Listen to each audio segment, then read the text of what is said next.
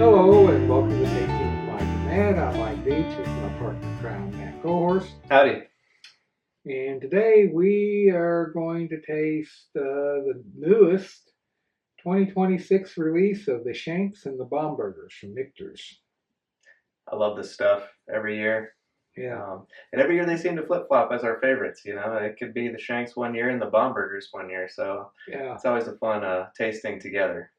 Yeah, we tasted this for the blog the other day, and I think it was pretty close all around on this year, but I think the Bombergers just barely edged it out for me. I think so. And I think last year it was the Shanks, right? So yeah, they always flip-flop. But today could be a different day. We'll see. Yeah. Yeah. Tasting is very ephemeral in nature, so what we liked the other day might not be what we like the best today. Right. What do we have for breakfast? You know, Yeah. so, yeah. Yeah, A lot of variables. A lot of, and the heat, it was a very hot day that day. It's not so bad today. It's Right. a lot of different factors that could play into it. Yeah, that's one of my favorite parts about tasting. Yeah. So we'll start off with the Shanks. And the Shanks is a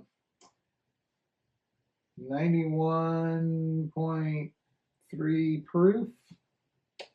I don't believe there is an age statement on it because Michter's doesn't put age statements on their products since they heat their warehouses and such. And they do more of a by flavor. When it's right, it's right. And they bottle it. So that's very rare that they do a age statement product. As far as I know, the 10 and the You got a 20 as well, right? 20 are about the only ones that they put age statements on. Yeah, you're right. I didn't really think about that, but yeah, that's a good point. So they're doing it right though, because Yeah, I mean, it's always good. always good whiskey.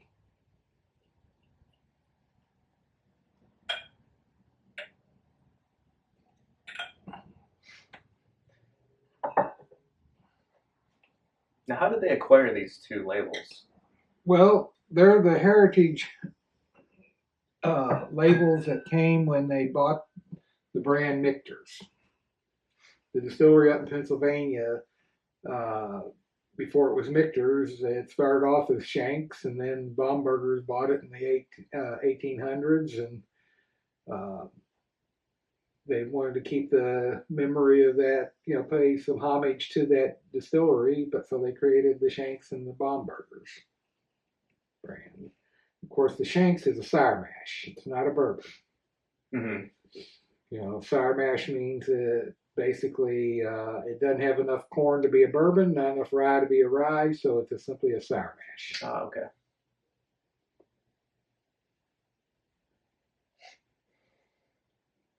That's another thing. They don't really disclose their mash bills, right? No.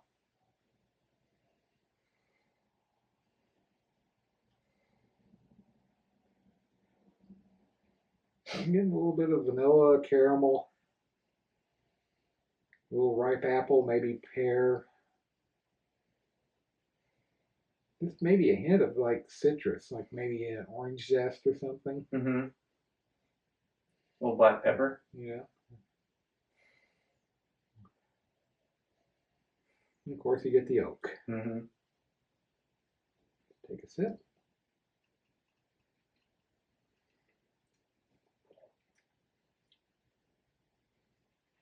I would go with pear and caramel and pear. Black pepper. Black pepper. The three, maybe a little bit of that citrus. More like a cardamom-y. But yeah, I get a little hint of that. There's a little bit of that citrus, but the citrus to me comes through on the finish more than the. Yeah. I mean, it's got a really nice finish. It does. That pepper kind of steps back to the background, and that pear and that little citrus note comes through with that sweet caramel. Mm-hmm. It's a nice taste. Yeah, it's lovely. Let's see what a cranberry does for it.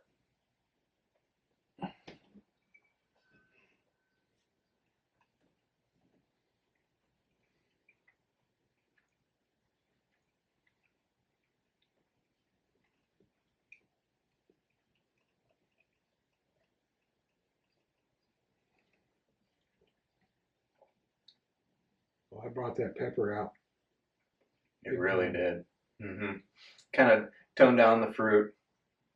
Still get a little bit of that caramel, but yeah, it's very peppery. Yeah, very peppery finish. Mm-hmm.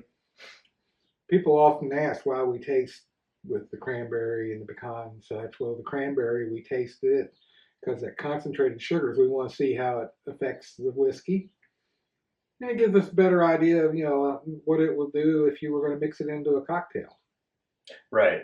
So with this one, probably a nice old fashioned or whiskey sour. Yeah. I bet you'd make a really good whiskey sour. Mm-hmm. Especially one of them that you make with the egg whites. Oh, yeah. So let's cleanse our palate. Try with the pecan.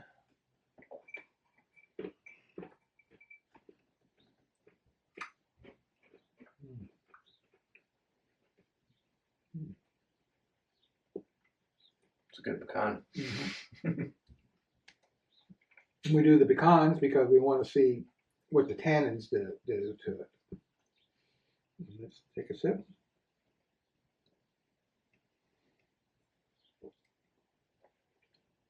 Oh, I brought out the caramel. Lots of caramel. And that orange zest. Yeah. Oh, a lot of orange zest. That was really good. So, yeah.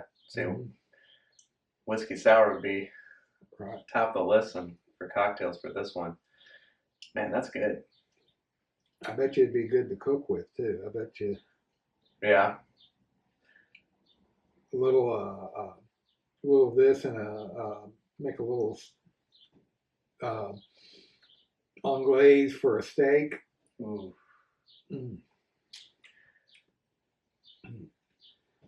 Let's cleanse our palate. And try it with the dark chocolate.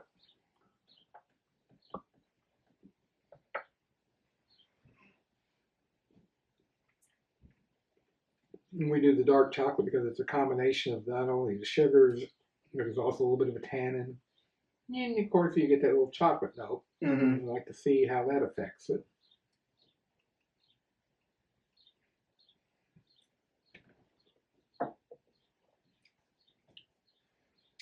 That brought out that kind of pear and apple. Made it a little more fruity. Nice finish. Nice. Got that peppery finish. You still get the pepper, yeah. And that citrus notes on the finish too. Mm-hmm. Yeah, that was very good. Shows me that it'd be very good in a chocolate dessert. Oh yeah, yeah. Making some homemade chocolate fudge put this in it instead of vanilla. Oh, that sounds really good right now. Yeah. All right. Let's cleanse our palate. I don't know. That was really good. It might be tough to beat. We'll see. So now we're going to the Bombergers. This is 108 proof. This is bottle 106 out of 1,816 bottles. And it's a bourbon. It is a small batch bourbon. It doesn't have an age statement, but like we said, they don't usually put an age statement. Right. I'm willing to bet this is probably at least 6 or 7 years old, if not older.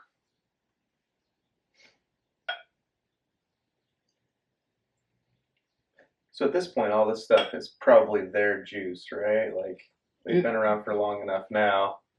It more than likely is, yeah, I would think. Versus stuff they had contract distilled.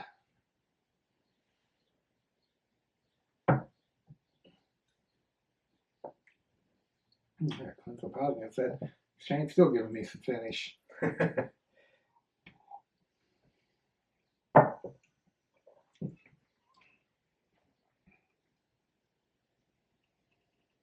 Mm-hmm. Oh, it's rich caramel, maybe even a little chocolate. Mm-hmm. There's some fruit in there, but I think it's more of a maybe berries. Yeah. So I was thinking like a date or a berry. Yeah, dates maybe. Yeah.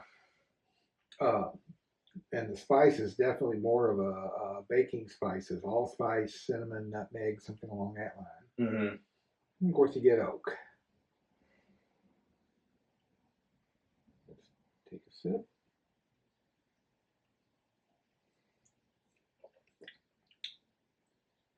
Oh yeah, that's better. Oh yeah, That's all right. Yeah. caramel. The berries really Yeah, that hopping. blackberry, raspberry. I think it's blackberry. Yeah, I think you I think hit it. there's a little bit of that raspberry tartness in there too, though. Yeah. Then you get, I say allspice. Not really. It's sort of cinnamon, sort of nutmeg. Neither one really. So I'd say allspice because Yeah, it's kind of a both. I would go with that. Yeah. Finish is a lot of that. Kind of a lot of that. More of a cinnamoniness and oak.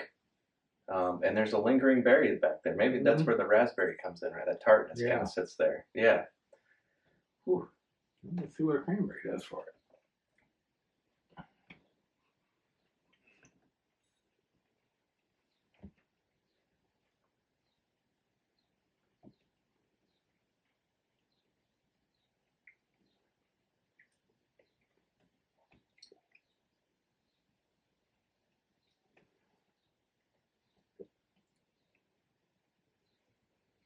That brought out black pepper.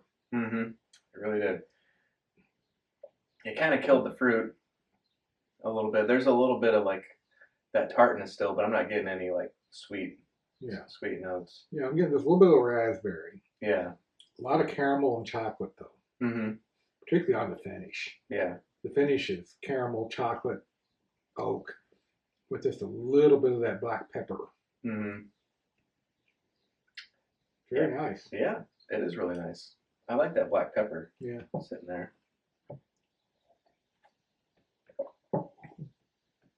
Let's try it with the pecan.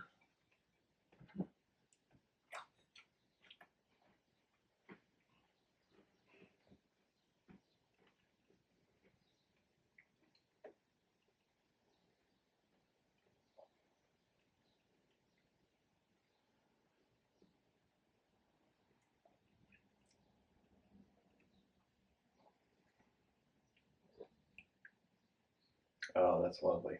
Yeah. That chocolate really shines for me. Caramel, chocolate, that pepper, and there's a little bit of fruit. Yeah.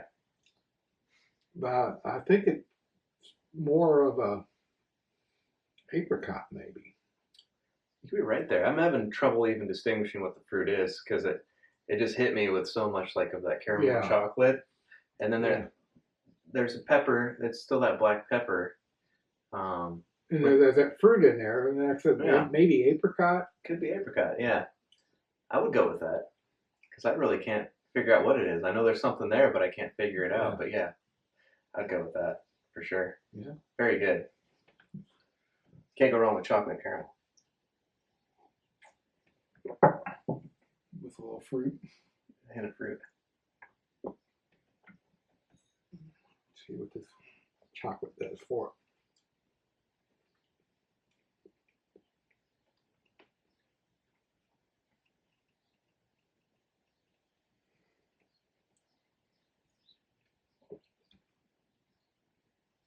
I cranked that. Is it black pepper though? Or it's very spicy. It's chocolatey, caramelly.